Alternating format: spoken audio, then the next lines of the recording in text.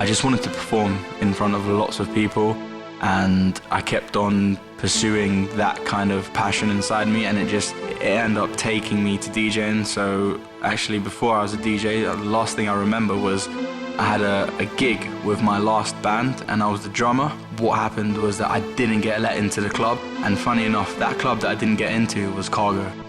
I ended up just quitting right there and saying, you know what, screw the band, I'm done with this BS. And then I just pursued DJing. I think I downloaded Virtual DJ. My name's Daniel Pozzebon. I go under the DJ name Deepozz. I've been working as a DJ for maybe about 6.5 years, coming up to 7. Been doing all sorts of gigs, from club gigs to private parties, private events. I'm actually now a resident DJ at Cargo in Shoreditch. I've been doing Fridays and Saturdays there for the past, I think, 5 years now. Motivation for me that keeps me moving forward in DJing and music. I feel like it's a calling, I feel like it's my passion. So the way I've kind of come to this evaluation is that I actually took a break. I said I'm going to quit music permanently and just start doing other things, which was what I did. And then, I'm not gonna lie, every single day there was just something calling me back to music. So I thought, you know what, I'm just gonna not ignore the calling in my head, and I'm just gonna carry on doing music. And I feel like my soul's kind of back on the right path.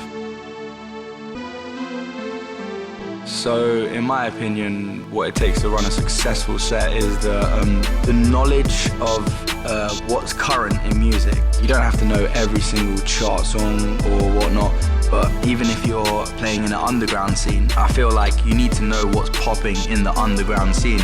Or if you're in the pop scene or commercial scene, you need to know what's happening in that scene.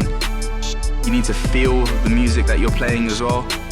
It's sort of an exchange of energy, like you're feeding off them, they're feeding off you, and it should be authentic. I feel like it should be authentic.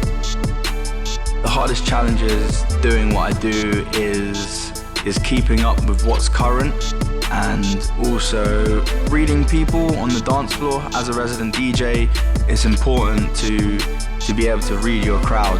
But the way I feel about it is that you want to go into them, into their life, and just be like, yo, I know what you like, I know what makes you tick. The number one advice I would give to people trying to pursue music or DJ career is buy top quality ear protection, and that's not a joke. Aside from that, I would also say follow your gut instinct in terms of everything, in terms of life and music, and whatever you feel you want to create it.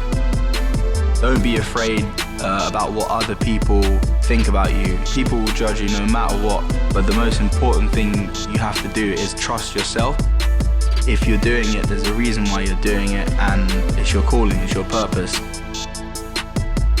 What I love the most about what I do is that I can kind of go into this environment, work where I don't actually have to work. I can go in, I can have fun, I can interact with people, I can get a great buzz from the people that I'm playing for, and in general I just have a great night. And it's one of the reasons why I hardly ever go out myself partying, because DJing is just partying for me.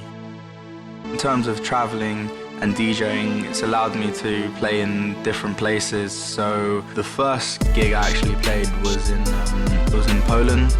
Poland was like, that was beautiful. Another night that I played abroad was in Macedonia. That was a cool night. Flew down there for the weekend, got to see what it was like, and you'd be so surprised. Like, I went to DJ in a small village in Macedonia.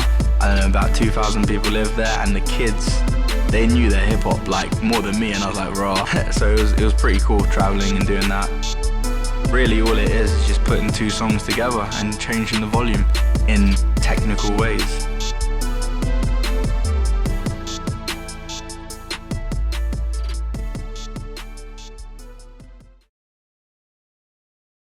Never miss out on the latest content from No Games Entertainment. Subscribe now.